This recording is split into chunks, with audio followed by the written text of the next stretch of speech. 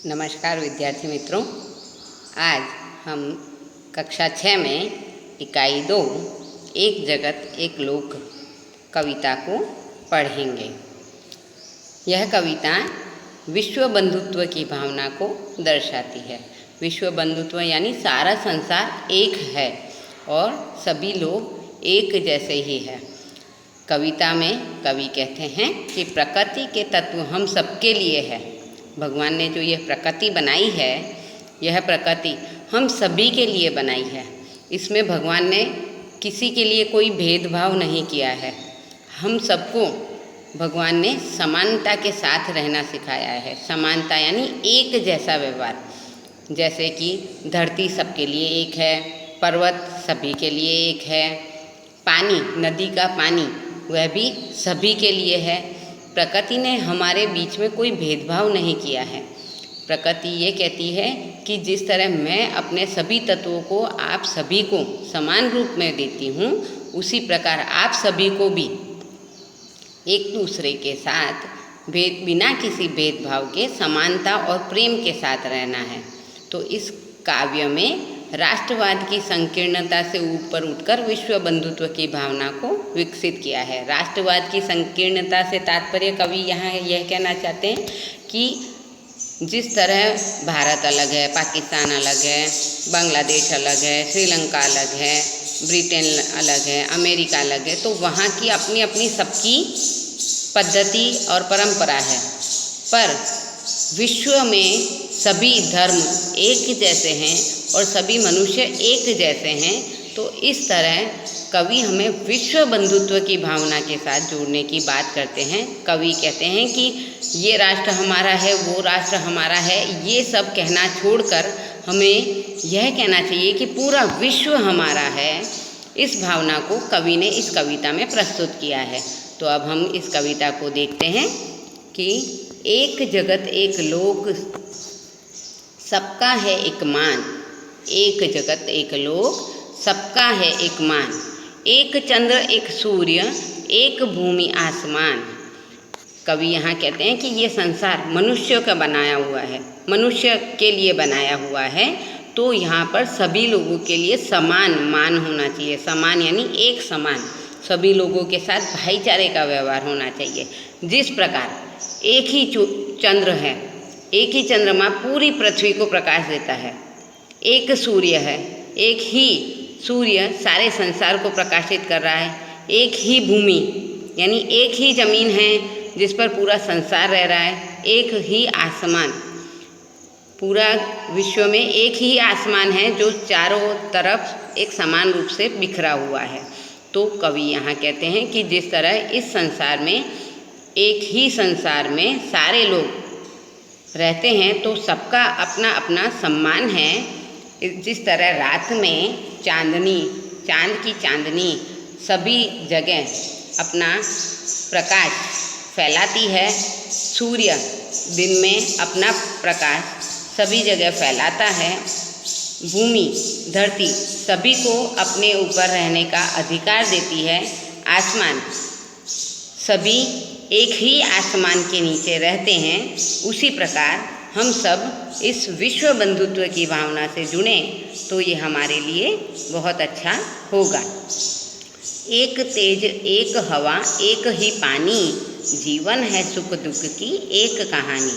कवि यहाँ कहते हैं कि हमें मिलने वाला जो तेज है, जो प्रकाश है, वो भी एक जैसा है, हवा है वो भी हमें एक जैसी मिलती है, पानी है, पानी भी हमें एक जैसा ही मिलता है।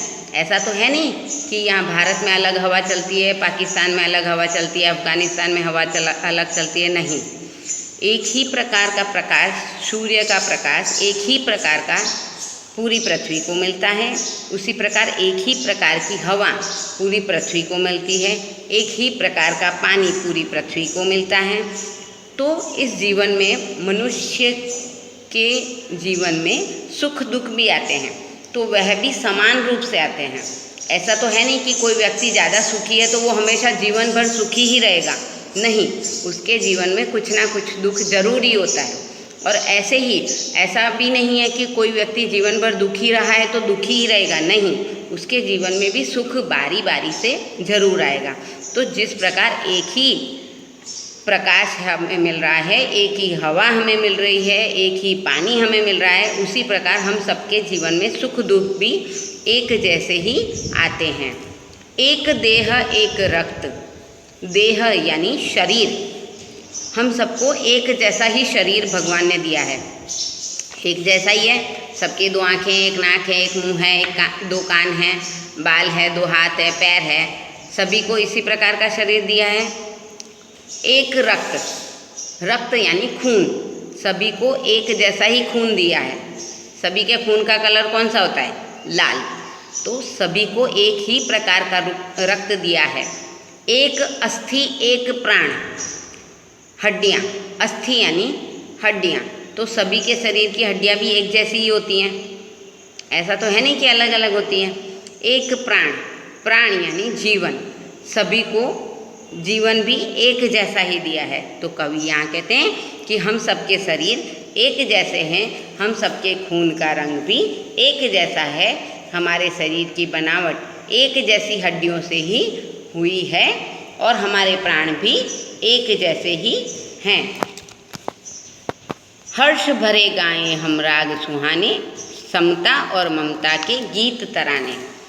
हर्ष भरे, हर्ष यानी खुशी, हम खुशी खुशी मिलकर, एक दूसरे के साथ मिलकर राग सुहाने यानी खुशी के गीत गाएं, समता और ममता के गीत तराने। एक दूसरे के साथ समता यानी समानता और ममता यानी प्रेम पूर्वक व्यवहार या स्नेह, बहुत ज़्यादा वात्सल्य। तो हम एक दूसरे के साथ मिलकर खुशी के गीत गाएं और सभी के बीच समानता और पारस्परिक प्रेम सौहार्द बना रहे। घर घर में गूंज रहा निश दिन यह मधुर गान, गूंजना यानी चारों ओर फैल जाना, और निश दिन यानी निश यानी रात्रि और दिन यानी दिवस। तो हर दिन हर रात हम यह भाईचारे का गुणगान करते हुए प्रेम भरे गीत गाएं। एक जगत एक लोक, इस एक ही जगत में हम सभी एक साथ रहते हैं। राष्ट्रों में एक यही कर्म हमारा, प्रगति न्याय मानवता धर्म हमारा। हमारे संसार में जितने भी राष्ट्र हैं, राष्ट्रों में एक यानी एकता, वो सभी एक साथ रहे। उन सभी राष्ट्रों में हमें एकता का भाव लाना है, यही कर्म हमारा। हमको क्या काम दिया है ईश्वर ने कि सभी राष्ट्र एक दूसरे के साथ मिलकर रहे, यही हमारा काम है। प्रगति न्याय मानवता धर्म हमारा, और इन सबको एक लाने के लिए हमें सबको मिलकर प्रगति करनी पड़ेगी, सबके साथ न्याय हो ऐसी व्यवस्था करनी पड़ेगी, सभी मानव जाति के धर्म की रक्षा हो और यही हमारा धर्म बने। यानी हम सबको मिलकर सभी राष्ट्रों को एक बनाना है, इसके लिए हमें प्रगति करनी है, सभी को न्याय मिले ऐसी व्यवस्था करनी है, सभी में मानवता का विकास हो, और हमारा यही धर्म है। हिल मिल के लहराएं विश्व शांति का निशान, हमें हिल मिलकर विश्व शांति यानी इस संसार के लोगों में शांति का संदेशा फैलाना है और एक दूसरे के साथ मिलजुल कर रहना है। यही हमारा ध्येय होना चाहिए, उद्देश्य होना चाहिए। इसलिए कवि यहाँ कहते हैं कि मानवता की रक्षा के लिए हम सबको विश्व शांति का निशान यानी जो झंडा है विश्व शांति का झंडा, उसे हम हवा में लहराएं और अपनी एकता को साबित करें। एक जगत एक लोक, सबका है एक मान। यह संसार है वो एक ही संसार है, इसमें सभी लोग एक जैसे ही हैं और सभी का मान सम्मान एक जैसा ही होना चाहिए। तो इस तरह इस कविता में कवि विश्व बंधुत्व की भावना का विकास करते हुए कहते हैं कि अगर हम सभी एक साथ मिलकर रहेंगे तो हमारा संसार सबसे सुखद और सुंदर होगा और यह पृथ्वी हमारे लिए स्वर्ग के समान सुंदर बन जाएगी। इसलिए हमें सभी में विश्व बंधुत्व यानी हम सबको भाईचारे के व्यवहार के साथ प्रेम पूर्व और सौहार्दतापूर्ण से रहना चाहिए। ये था आज आपका चैप्टर एक जगत एक लोक। अब हम इसके काव्य के शब्दार्थ कुछ इस प्रकार से है। जग यानी जगत या दुनिया, लोक यानी संसार, मान यानी आदर सम्मान, भूमि यानी जमीन या धरती या धरा, तेज यानी प्रकाश, वह प्रकाश सूर्य का भी हो सकता है, चंद्र का भी हो सकता है। देह यानी तन या काया या हमारा शरीर। निस्दिन यानी हर रोज, प्रतिदिन। रक्त यानी लहू या खून। अस्थि यानी हड्डियाँ। हर्ष यानी आनंद। प्राण यानी जीवन या जान। तराना यानी गीत या गीत को गाना। प्रगति यानी उन्नति या विकास करना। ऐक्य यानी एकता। राग यानी स्वर, ताल और लय से युक्त संगीत। गान यानी गीत और निशान यानी चिन्ह। तो मित्रों, आज हमने इकाई 2 एक जगत एक लोक काव्य को पढ़ा। धन्यवाद।